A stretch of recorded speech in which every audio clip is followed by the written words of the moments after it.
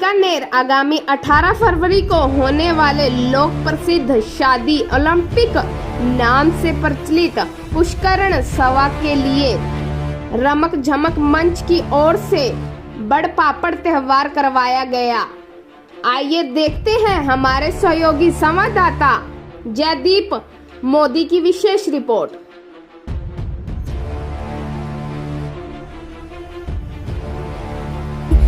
पुष्करणा सवे के जो कन्याएं विवाह कर रही है उन सभी को लड़कियों की तरफ से उनके ससुराल जो खिरोड़ा जाता है वहाँ पे बड़ पापड़ जो एक रस्म होती है उसको निभाने के लिए और यह सभी वहाँ पे खिरोड़ों के समय बाँचा जाता है।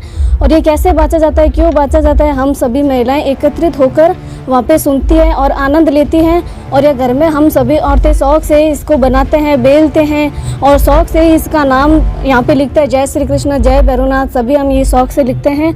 और इसमें वो मूंग, उड़द की दाल, साजी का पानी मिलाकर हम इसको बनाते हैं और पाटे के ऊपर बेलते हैं और बहुत ही आनंद से बेलते हैं। पुष्करणा सभा में जो कन्या पक्ष है उसमें सबसे बड़ी रस्म जो होती है वो खिरड़ा होती है। उसमें बड़ पापड़ बनता है। बड़ पापड़ बड़ों के सम्मान का प्रतीक है और ये सबसे बड़ी रस्म होती है।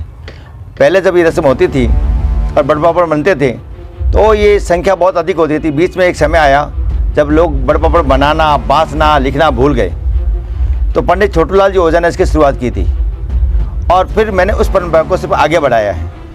और आज हम लोग इस परंपरा को निभाने के लिए बड़ पापड़ घर में बनाते हैं। महिलाएं इसको पापड़ बनाती हैं, स्वस्ति वाचन के साथ पंडित पूजन करते हैं, मंगलाचार लिखते हैं और जय श्री कृष्ण, पगे लागू सा आदि लिख के सगों के घर यानी कि वधु पक्ष की ओर से वर पक्ष को दिया जाता है। और ख़ास तौर से उसको दिया जाता है जो सबसे उसके परिवार में बड़ा हो, बुजुर्ग हो, और बड़ों का सम्मान के रूप में दिए जाते हैं। लेकिन बड़ पापड़ यानी आप सोचते हैं बड़ खाने का, नहीं, ये पापड़ वो है जो पहले बाँचा जाता है, फिर उनको भेंट किया जाता है, उसके बाद वो परिवार के सारे बुजुर्ग लोग इसको खाते हैं। ये है बड़ पापड़। और इसके बाँटने की जो रस्म है इसमें ये सगे सगेरी जड़, पगे लागू सा, इसके अलावा जो पहले लोग बाँटते थे वो इस प्रकार था कि पापड़ पापड़ हद बण्यो मोय मोकली हीग, 1.25 लाख री बीननी 1.25 करोड़ रो बीन।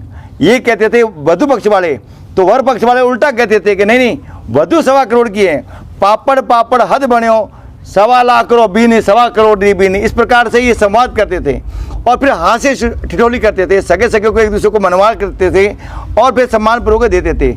ये पापड़ जब बांटते थे तो सारे समाज की, मोहल्ले की, परिवार की औरतें इसको सुनने के लिए आती थी। आज लोग भूल रहे हैं और बड़ पापड़ बनाने के लिए खास तौर से इसकी एक अलग विधि है, इसका अलग तरीका है और हम लोग श्रमक जमक के माध्यम से इनको निःशुल्क उपलब्ध करवाते हैं। और मैं तो ये कह रहा हूँ ये परंपरा छूटने नहीं चाहिए, क्योंकि पुष्करणा समाज की सावे की सबसे पौराणिक परंपरा यही है। और अगर सम्मान बड़ों का नहीं होगा तो शादी का मतलब नहीं है। समाज इस परंपरा को निभाना चाहिए और हम लोग निभाने की कोशिश कर रहे हैं और इसमें सारी महिलाओं का, मेरे पंडित जनों का आज एकत्रित होकर इसमें योगदान दिया है। सबका धन्यवाद। श्री गणेशाय नमः।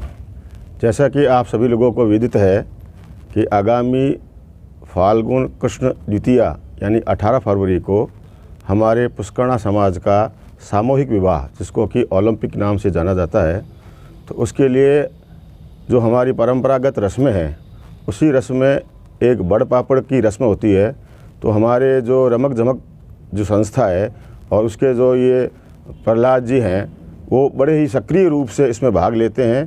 तो इस परंपरा के अंतर्गत जो शगुन के जो पापड़ होते हैं उन पर स्वस्तिक वाचन, स्वस्तिक करके उसका पूजन करके या अथवा उस पर पगे लागू सा अथवा अपने इष्ट देव का नाम लिख करके उसको कन्या पक्ष के द्वारा वर के पूजन के समय वर के घर के ऊपर पहुंचाया जाता है। और पड़ वाचन की जो परंपरा है हमारे स्थान में विशेष रूप से अति प्राचीन है।